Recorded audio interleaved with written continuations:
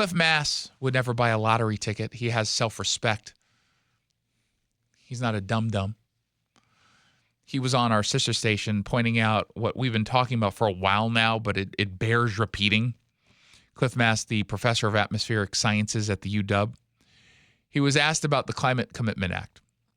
And the Climate Commitment Act, which was pushed by Inslee, supported by Democrats, overwhelmingly all of them, none of the Republicans, simply added upwards of 50 cents per gallon to the gasoline you get, all so that it could help the environment, except it doesn't help the environment. It doesn't do that at all. And as he said on our sister station, Car News Radio, on the John Curley Show, it's completely useless. It's not a good investment. And, our Climate Commitment Act, the impact of what we're doing here in Washington State is infinitesimal. And it doesn't make any sense at all. And that's the truth. The impact of just the United States now is only like 15% of the total problem. And Washington State is, way less than, like a tenth of a percent or less. So we're not the problem. And the Climate Commitment Act will have no benefit for mankind. But oftentimes we get the argument, you got to do something. It's the collective effort that actually helps, that even if it's just one person, it all adds up. No, it doesn't. If we don't do anything, no one will. Yeah, it's like, but that's not how this works. There's a lot of weaknesses to that argument. First, global warming, even continuing what's happening right now, is not an existential threat. It's not even close to an existential threat.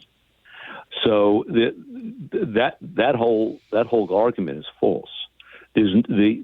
Mankind can easily handle the moderate warming that's going on. In fact, during the period that we're warming, people have become much safer. There's much less loss due to extreme weather and things like that because our forecasts are much better. We can protect ourselves much better. We have air conditioning. So the threat, there's very little threat to mankind. Now, I will say I do throw a fit if I walk into the studio and it's not 62 degrees exactly. So, in fairness to the people who say, well, I don't want it to get 2 degrees hotter, I feel you. However, I am so sick and tired of the argument that we should be doing things that can fundamentally hurt business and our economy, also that we can say we did something that doesn't actually matter. Because until you get China and India figuring their stuff out, nothing we do here will change. Anything having to do with the direction of our climate. Nothing. Now, does that mean we don't do anything? No, I want to be responsible as a steward of our environment. I can't stand litter. It drives me nuts to see just trash everywhere. I'm not saying we should do absolutely nothing, but I am saying these proclamations that we should ban plastic bags because it's going to mean, it doesn't mean anything. You just made it more expensive for a business and more annoying for me and everybody else who goes shopping who just wants a plastic bag so they can carry their stuff out instead of just moving it over to paper bags, which uses more electricity and water to create the paper bag than it would if we had a plastic bag. Oh, but a little sea otter is choking on us. So no, they're not. Shut up. What about the porpoises? Yeah, what about them? I'm okay. Well, don't just throw them in the water or make them. This whole idea that you can't recycle plastic bags is nonsense. They're not saying you can literally do it. It gets stuck because of how thin they are in the equipment that we have. Okay, make them thicker. You can still get thick plastic bags at a drugstore. They cost 20 cents or whatever extra that they'll charge you. They do that because they can easily recycle those. Why can't we just stop? And then the whole, the spoon and the forks and the knives and the paper straws. That's the worst. That's the worst. If you had, better alternatives, okay, fine. But I mean, we've gone to the point where we're starting to ban cars. We're not that far away from that for EVs that we're clearly not ready to own and use in any meaningful way. Why?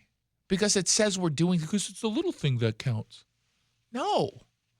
If you really want to go after climate change, and I do as someone who believes in climate change, and again, I consider myself an environmentalist, you can do it with better tech. That's the reality. And the one good thing that can come with AI, even though it's very wasteful as far as electricity is concerned, is it going to push us to nuclear capabilities much faster than we currently are at? Because that can really handle the demand of AI. Nuclear is safe. It is safe. This is not a time in which we don't have the mechanisms to keep us safe.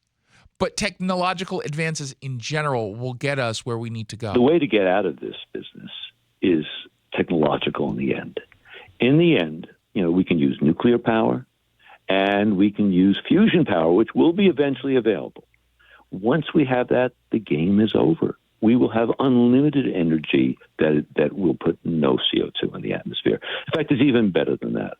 Once we have large amounts of nuclear or fusion power, we can actually pull CO2 out of the atmosphere if we chose to do that. So this is not a threat of any significant nature. And in any case, the way to fix this problem is not putting a few more windmills up or something, which don't really help that much. It doesn't. He's overstating that. I mean, they don't help at all. They don't help that much. They don't help at all. They're just there, big eyesores. Just drive through on the way to Spokane.